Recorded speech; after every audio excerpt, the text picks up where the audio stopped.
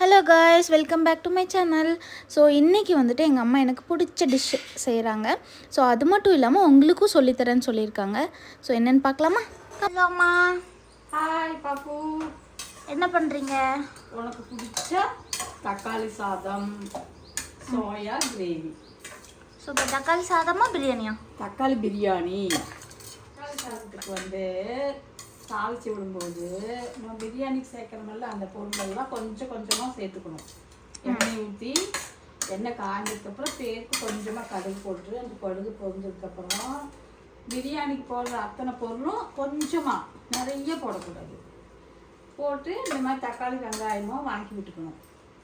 அது வணங்கிறதுக்குள்ளே நம்ம அரைக்கிறதுக்கு என்னெல்லாம் எடுக்கணும்னா, காரத்துக்கு ஏற்ற மாதிரி வரமிளகா, இஞ்சி பூண்டு, பட்டை கிராம்பு இது வச்சு நல்லா மசாலா வச்சு வச்சுக்கணும். வச்சுட்டீங்களா? ஆல்ரெடி வச்சுட்டேன். இது தக்காளி நல்லா வணங்கி வந்ததுக்கப்புறமா தக்காளி வணங்கும் போதே கொஞ்சம் உப்பு மஞ்சத்தூளும் ஆட் பண்ணிக்கணும். ஆட் பண்ணிக்கலாமா? தேவையான அளவுக்கு உப்பு ஆட் பண்ணிட்டு கூட கொஞ்சம் மஞ்சத்தூள்.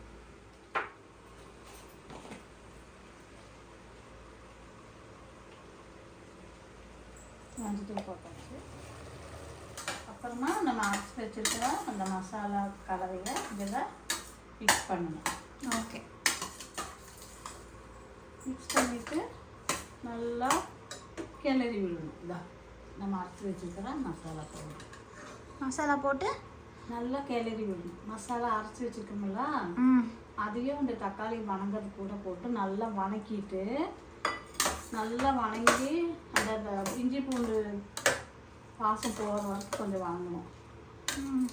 அது வணங்கிறதுக்குள்ளே நம்ம என்ன பண்ணோம்னா, இதே வந்து நல்லா 2 நிமிஷம் கழுவி எடுத்துக்கணும். அரிசியா?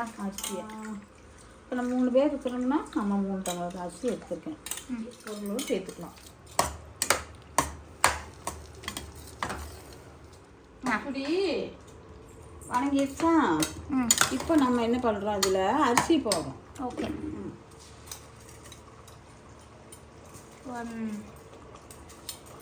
அரிசி போட்டுட்டு திருப்பி நம்ம அரிசி கலவானா தண்ணி வைக்கணும். ஓகே. ஓ, இதுக்கப்புறம் அரிசி கலவா தண்ணி ஊற்றணும்ல? ஆமாம்.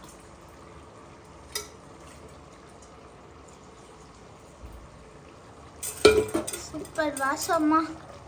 இப்போ நம்ம என்ன பண்ணுறோம், இதை அப்படி கலரி விடணும். கொஞ்சம் அரிசியோட கொஞ்சம் மசாலாக்குள்ள போட்டு நல்லா அப்படி கிளறி விட்டுட்டு திருப்பி கொஞ்சம் தண்ணி ஊற்றணும். தண்ணி பத்தாது, இன்னும் 2 டம்ளர் தண்ணி வச்சு விசில் போட்டோம். 1 டம்ளர் தண்ணி எடுத்து இதில் ஊற்றுறேன். சரியா? இதா 1 டம்ளர் தான் ஊற்றிருக்கேன், இன்னும் 1 டம்ளர் ஊற்ற போகிறேன். ஓகே, விசில் வந்துன்னா தக்காளி பிரியாணி ரெடி. சூப்பர். சரி, பாப்பாவுக்கு பிடிச்ச மாதிரி தக்காளி பிரியாணி ரெடி ஆகுது. Okay, done. இப்போ மூடி வச்சுருக்கீங்களா? ஆமாம். இதில் வந்து கொஞ்சம் கருவேப்பிலை, கொத்தமல்லி தழை போடுறோம் வாசத்துக்கு. நம்ம தாளிக்கும் போது நான் போடலை, இப்போ தான் போடுறேன். கடைசியில் போட்டால் தான் கொஞ்சம் வாசமாக நல்லாயிருக்கும். சூப்பர். அவ்வளோதான்டா. Okay, this is the final look. இதை போட்டு மூடி கவுத்திக்கிறேன். நாங்கள் வந்து ஓப்பன் பண்ணி விசில் வந்ததுக்கப்புறம் சாப்பிடலாம்.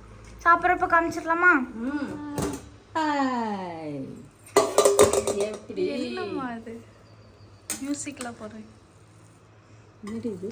சூப்பர், நல்லா இருக்குதுங்கறியா? எப்படி இருக்குன்னு பார்த்து சொல்லுங்க.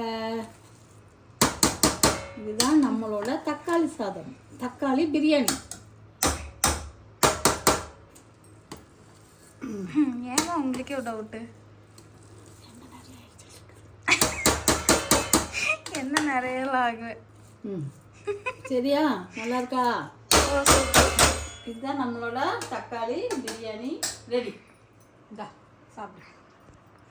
தேங்க்யூ. பிரியாணி இந்த தயிர் வச்சுக்கோ. தேங்க்யூ.